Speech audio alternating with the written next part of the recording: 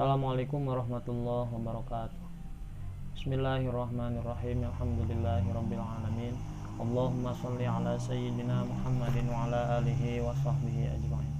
Baik anak-anakku sekalian, kita lanjutkan di video kedua ini, yaitu bagi rekan-rekan yang melaksanakan ujian praktik fikih yang saya nyatakan belum lulus untuk anak-anakku 12 IPA dan 12 IPS.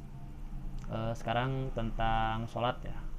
Kenapa ada dari rekan-rekan kalian yang sholatnya saya nyatakan tidak lulus atau belum lulus begitu ya. Nah, maka tentu kalian jangan berkecil hati, karena tujuan awal saya untuk membimbing kalian sebagai pembimbing ujian praktek adalah tujuannya kita sama-sama memperbaiki ibadah kita. Agar apa? Agar ibadah kita menjadi sah dan semoga diterima oleh Allah. Akhirnya kita menjadi umat Islam yang kafah atau sempurna gitu ya, di mata Allah. Anak-anakku sekalian, jika dilihat dari syarat sah sholat ya, yang 8 itu yang telah saya kirim materinya, maka syarat sah sholat yang pertama harus suci dari hadas kecil dan hadas besar. Berarti kita harus wudu dulu atau harus adus dulu kalau kalian belum adus misalnya begitu ya. Kemudian harus suci dari najis, pakaian, tempat sholat, dan juga pakaian, tempat sholat, dan yang kita bawa begitu ya. Kemudian yang ketiga harus menutup aurat. Nah, ini bagi laki-laki memang aurat sholat itu antara uda sampai lutut gitu ya. Maka ya bagi laki-laki mudahlah untuk menutup aurat, namun tentu juga tidak boleh terlena. Artinya banyak hal yang bisa membatalkan sholat kita karena aurat. Misalnya kalau laki-laki memakai celana ketika ruku, bajunya pendek, kemudian ada bagian aurat yang terbuka di belakang, itu juga bisa membatalkan sholat. Maka sebelum sholat kita pastikan bahwa penutup aurat kita atau baju kita aman ketika di bawah ruku, sujud, dan lain sebagainya. Kemudian bagi perempuan, sebagaimana kita ketahui, aurat di dalam sholat adalah semua anggota badan kecuali muka dan 2 telapak tangan. Kita tahu bahwa muka itu ya awalnya dari sini, dari pertama jadinya rambut, berarti rambut termasuk yang harus ditutup, berarti ya, karena rambut masuknya ke dalam kepala.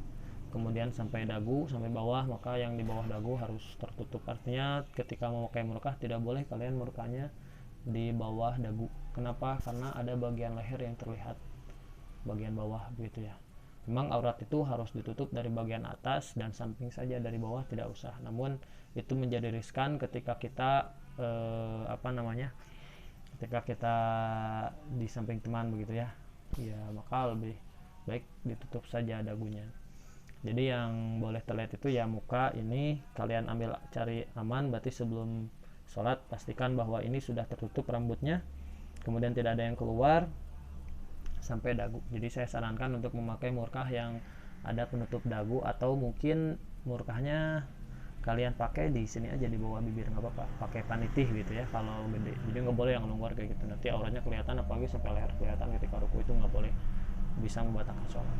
Kemudian sampai sininya ya ini yang boleh terlihat begitu ya. Ini nggak apa-apa karena ini muka, ini rambut ini. Tapi kalau rambut ini ada yang keluar, rambut kepala, maka itu menjadi batal. Maka pertama bagi perempuan khusus, ketika kalian sholat itu ya pastikan dulu bahwa aurat kalian terjaga semuanya. Termasuk ketika memakai murkah yang baju dan celananya terpisah, maka ketika takbir tidak boleh sampai terbuka, terlihat tangannya nggak boleh. Karena yang boleh terlihat adalah muka dan 2 telapak tangan.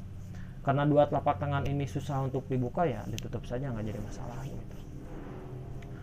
Nah itu menutup aurat. Kemudian menghadap kiblat, ya silakan kiblatnya dibetulkan. Kita istihad dulu dengan cara memakai padom atau memakai kompas 275 derajat dari 0 derajat, atau ya sesuai arah lah gitu. Tapi kalau di masjid kan sudah dipadom, ya aman lah, tinggal diluruskan saja dengan arah masjid.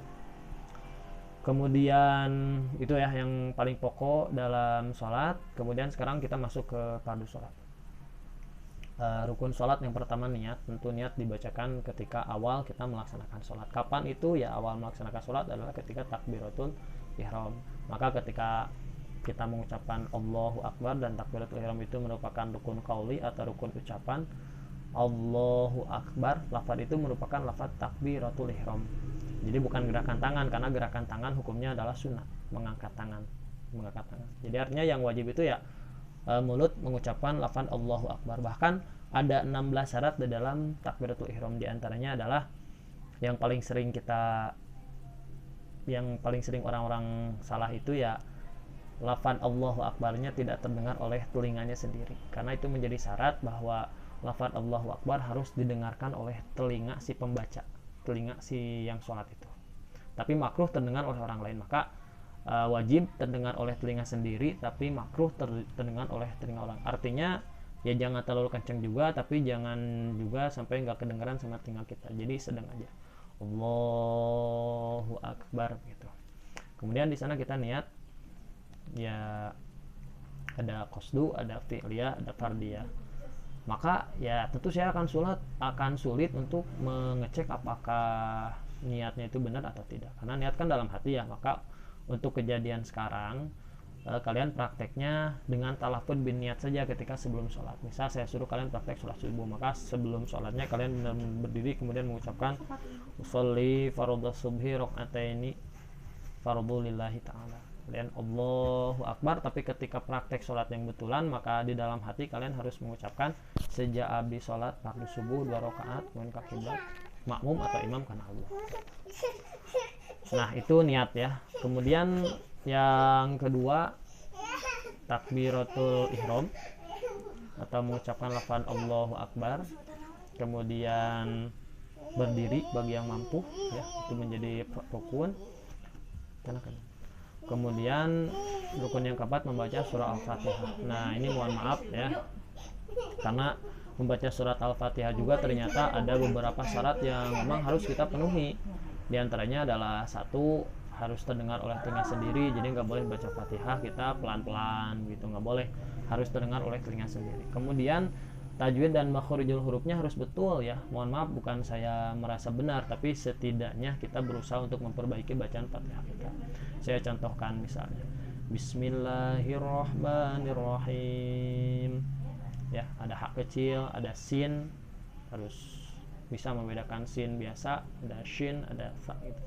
Kalau di sini Bismillahirrahmanirrahim, Alhamdulillahi Rabbil Alamin, Ar-Rahmanir-Rahim, Maliki Yaumiddin, Iyyaka na'budu wa iyyaka nasta'in, Ihdinas siratal mustaqim, siratal ladzina an'amta 'alaihim ghairil maghdubi 'alaihim waladdallin,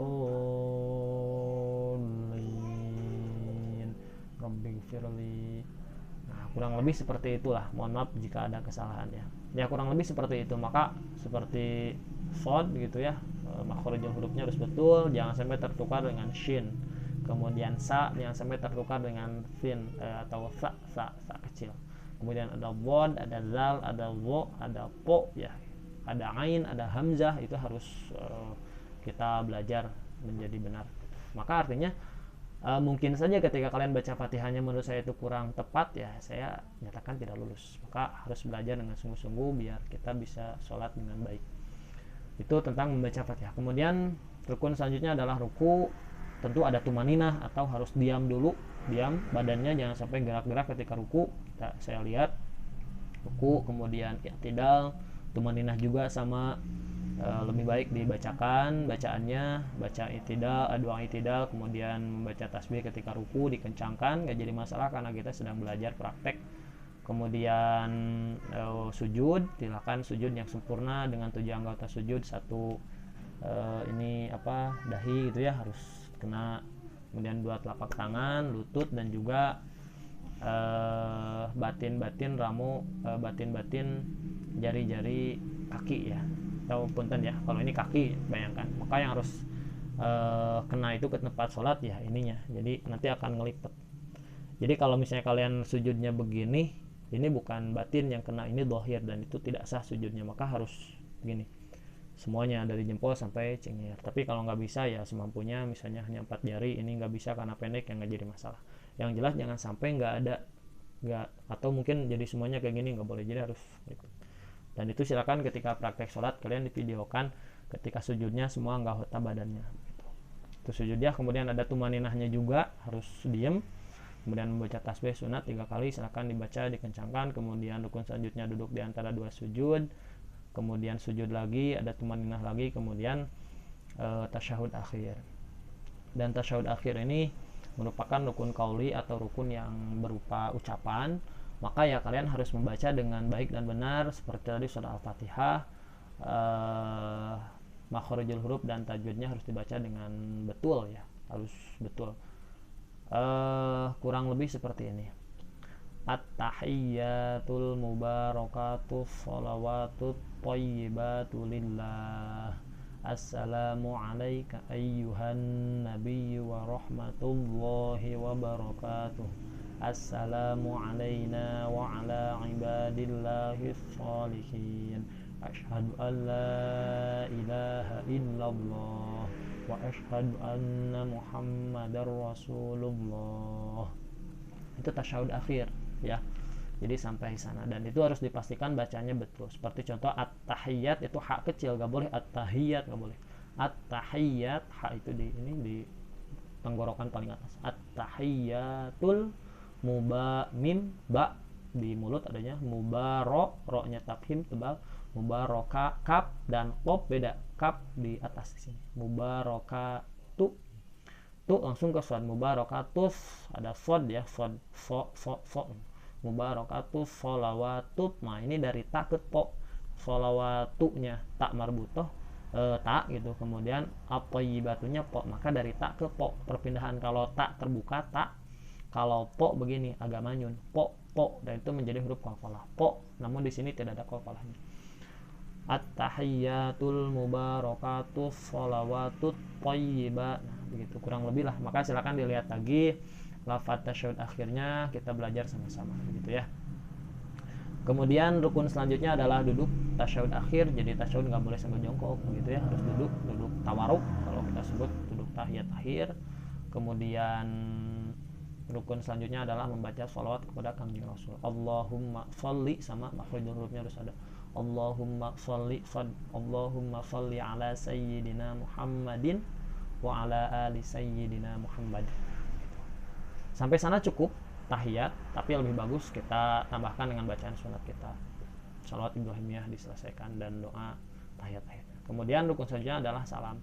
Salam itu rukun ucapan ya, jadi nggak boleh salam kalian diam aja gitu. Karena yang jadi rukun adalah ucapannya, bukan memalingkan mukanya. Memalingkan muka hukumnya sunat. Jadi kalaupun tidak ya tetap sah sholatnya asal mulut mengucapkan assalamualaikum. Sin biasa dan juga harus terdengar oleh telinga sendiri. Assalamualaikum warahmatullah gitu. Mana yang fardunya ya assalamualaikumnya itu, warahmatullah hukumnya sunat. Kemudian rukun terakhir adalah tartib. Itu 17 rukun sholat gitu ya. Kemudian tentu ini menjadi ilmu tambahan bagi kita, bahwa sholat itu kita harus yakini diterima oleh Allah Subhanahu wa taala ya. Syarat diterimanya sholat, satu, kita harus memakai pakaian yang halal, makanan pun harus halal, dan tempat sholatnya pun harus halal. Jadi nggak boleh kita pakai barang hasil gasab, apalagi hasil mencuri, itu sholatnya nggak akan diterima oleh Allah. Maka kita harus pastikan yang kita makan halal, yang kita pakai halal, dan yang ada di pakaian kita juga semuanya halal. Termasuk kalau saya misalnya memakai kacamata, maka kacamatanya harus diyakini halal. Beda ya, kalau najis, suci dari najis hukumnya menjadi syarat sah sholat, sah atau enggak nih. Tapi kalau halal atau tidaknya pakaian yang kita pakai ketika sholat menjadi syarat diterima, ditampi atau napi henteu sholatna gitu ya. Kemudian yang kedua, kita harus meniatkan bahwa sholat kita hanya untuk zat Allah saja. Jadi jangan kita karena manusia, karena terpaksa, atau mungkin karena ingin dipuji, nggak boleh. Kemudian kita bukan ingin masuk surga atau karena takut neraka. Ini mah karena kita mengharapkan ridha Allah, karena kita yakin bahwa Allah itu sekarang sedang melihat kita. Kita punya sifat ihsan, kita harus bisa menghadirkan Allah seolah-olah kita melihat Allah. Atau mungkin ketika kita tidak mampu, ya kita yakini bahwa sholat kita dilihat oleh Allah, dan kita niatkan sholat ini adalah liwajhillahi ta'ala faqat, untuk zat Allah saja. Enggak ada, kita nggak butuh apa-apa selain Allah. Kita nggak butuh dunia, kita nggak butuh harta, kita nggak butuh apa. Yang kita butuhkan hanya Allah saja, karena kalau Allah sudah ridho maka semuanya akan mudah didapatkan. Yang kedua, kemudian yang ketiga, kita harus bisa menghadirkan hati kita ketika sholat, atau kita sebut sebagai khusyuk ya. Maka dalam sholat itu, agar sholatnya bermanfaat bagi kita, maka kita nggak boleh pikirannya kemana-mana, harus fokus ketika sholat. Ketika takbiratul ihram apalagi, niatnya harus kita ikutin dengan hati. Kemudian ketika baca Fatihah, kita ingat bahwa apa yang kita baca, kalau kalian hafal dengan artinya, apalagi makna tafsirnya, ya silakan hayati. Tapi kalau tidak, maka silakan cukup dengan hati kita mengikuti bacaan kita. Ketika mulut mengucapkan Bismillahirrahmanirrahim, maka hati juga mengikuti sama, mendengarkan, dan hati kita kunci bahwa ada di sana ketika sholat. Alhamdulillahirrabbilalamin, gitu ya. Ar-Rahmanirrahim. Nah, ketika ruku juga sama. Dan hebatnya setan ketika sholat itu kadang-kadang dia ngegoda ke hal yang sifatnya ukhrawi. Ketika kita sholat, kita ingat bahwa keindahan surga itu merupakan godaan setan. Gak boleh, kita harus ingat sholat kita saja. Apalagi kalau ingatnya duniawi, itu sudah jelas. Kita lagi sholat ingat sama uang jajan, ingat sama jajan, itu apalagi gak boleh itu. Yang kita ingatkan ya sama-sama belajar saja. Kita sama-sama belajar harus mengingatkan kita bahwa kita sedang sholat. Kemudian yang keempat, syarat diterima sholat adalah jangan ujub ya, jangan merasa bahwa diri kita yang paling hak mendapatkan pahala paling besar di sisi Allah karena khusyuk atau lagi, nggak boleh kayak gitu. Bahkan kita harus merasa bahwa kita ini seorang hamba Allah yang banyak dosa, yang sholatnya pun hanya seala kadarnya, melaksanakan kewajiban, yang mungkin kita paling hak untuk diadab, namun kita yakini kita sangat mengharapkan rahmat Allah. Itu saja yang kita harapkan. Maka tidak akan ada kesombongan, kemudian tidak akan merasa bahwa diri ini sebagai diri yang paling baik. Nggak ada. Kita yakini bahwa kita ini seorang makhluk yang memang sangat lemah. Kita nggak ada apa-apanya tanpa Allah. Kita nggak bisa berdiri kalau Allah tidak menghendakinya. Kita nggak bisa berbicara kalau Allah tidak menghendakinya. Itu saja kita yakini bahwa kita mampu sholat pun ya karena takdir Allah, karena Allah mengizinkan kita untuk sholat. Bahkan ketika kita khusyuk pun ya karena Allah yang mengizinkan kita ya. Maka itu 4 syarat diterimanya sholat. Dan insya Allah kalau 4 ini kita bisa amalkan, insya Allah sholatnya menjadi bermanfaat bagi diri kita. Apa manfaat sholat? Manfaat sholat itu diantaranya adalah mencegah diri kita dari perbuatan keji dan mungkar. Maka ketika sholat kita khusyuk, maka tentu kita akan fokus terhadap hal-hal yang baik saja. Dan ada satu amalan yang harus kita amalkan adalah setelah sholat, kita harus bisa mendawamkan hati kita untuk mengucapkan istighfar kepada Allah. Jadi ketika kita belajar atau ketika lagi main, tetap hati kita astagfirullahaladzim, astagfirullahaladzim. Itu akan mengunci setan untuk mengganggu kita ya. Apapun yang kita lakukan ya hati mengucapkan istighfar. Kalau belum bisa ya tuntun dengan mulut kita astagfirullahaladzim, astagfirullah. Enggak usah kencang-kencang, pelan saja. Kita yakini bahwa Allah mendengar apa yang kita bacakan. Begitu amalannya. Jadi ketika sholat, kita usahakan hati kita hadir ketika sholat. Kemudian ketika kita sedang tidak sholat, hati kita harus dibiasakan untuk mendawamkan lafaz astagfirullahaladzim. Karena dalam keterangan itu bahwa orang yang paling berbahagia di surga adalah orang yang paling banyak mengucapkan istighfar di dunia. Itu saja mungkin anak-anakku sekalian, semoga menjadi ilmu yang bermanfaat bagi kita semua. Silakan diamalkan. Yang belum lulus silakan diulangi praktek wudhu dan sholatnya. Saya kasih waktu 1 hari dan semoga kalian bisa lulus, artinya bisa memperbaiki praktek sholat kalian. Terima kasih. Assalamualaikum warahmatullahi wabarakatuh.